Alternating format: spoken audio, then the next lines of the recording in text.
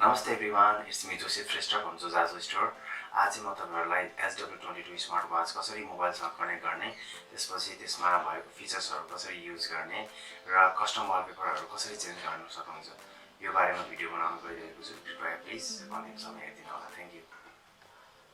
सुरुमा चाहिँ तपाई अब यो ओपन गर्ने। ओपन भइसकेपछि तपाईले सुरुमा यसको ब्लुटुथ अन गर्ने।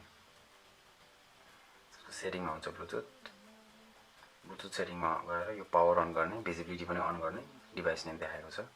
सबै अन भइसकेपछि तपाई फेरि यहाँ गएर यो क्यूआर कोड हुन्छ, क्यूआर कोडमा क्लिक गर्ने र यो क्यूआर कोडलाई स्क्यान गरेर यसमा भएको एप डाउनलोड गर्नुपर्ने हुन्छ।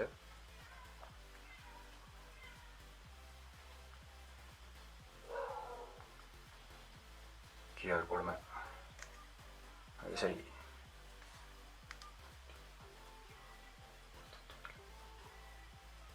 यो क्यूआर कोड भयो। यसलाई यसरी तपाईले स्क्यान गर्न सक्नुहुन्छ। स्क्यान भइसकेपछि यसलाई ओपन गर्ने।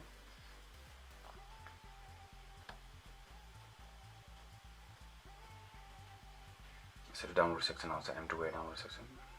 यहाँबाट मैले चाहिँ अलरेडी डाउनलोड गरिसकेको हुनाले गर्दाखेरि यहाँ ओपनमा क्लिक गरेर डाउनलोड भइसकेपछि ओपनमा क्लिक गर्न सक्नुहुन्छ।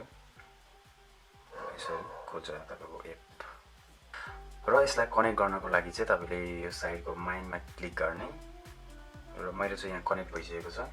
कनेक्ट भएर यहाँ Hw22 देखाएको छ। यहाँ कनेक्ट भनेर एउटा अप्सन हुन्छ, त्यसमा क्लिक गरेपछि यो Hw22 सँग कनेक्ट हुन्छ तपाईको र तपाईले यो सेटिङमा गएर यो ब्लुटुथ अन गरेर तपाईको यहाँ अदर डिभाइसमा यहाँ Hw22 भनेर आउँछ। त्यसमा क्लिक गरेपछि यसरी कनेक्टेड भनेर देखाउँछ। कनेक्टेड भनेपछि यो सेयर सिस्टम नोटिफिकेसनलाई अन गरिदिने र अर्को यो Hw22 को सो नोटिफिकेसनलाई पनि अन गरिदिनु पर्ने हुन्छ। सिम कन्ट्याक्ट सबै अन गरिदिने र छोडिदिने होला।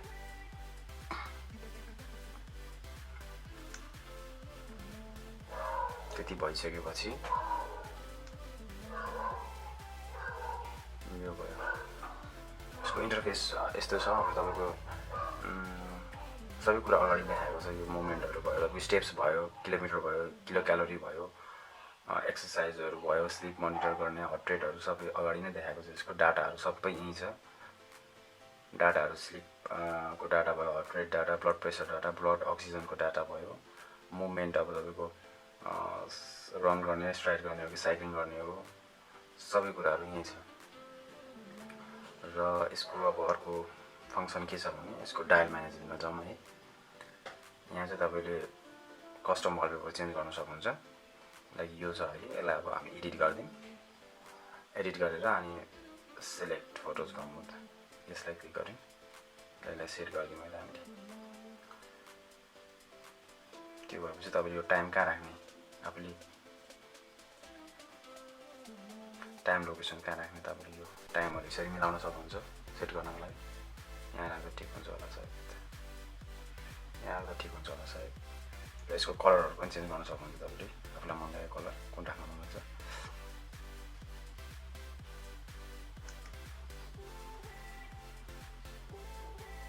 कन्टेन्ट बिलो डेट छ, do not show. That's heart रेटहरु सबै सो गर्न मन लाग्छ भने यसमा क्लिक गर्ने। नम्बर डु नट सोमा गर्न सकिन्छ। यसलाई एक्चुअली सेभ गरिदिनु।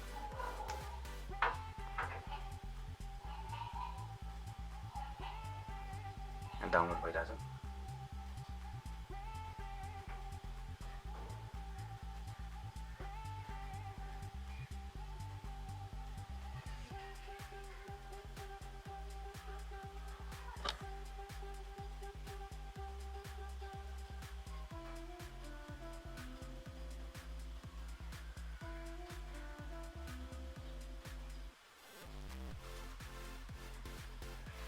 यसरी सेट भयो।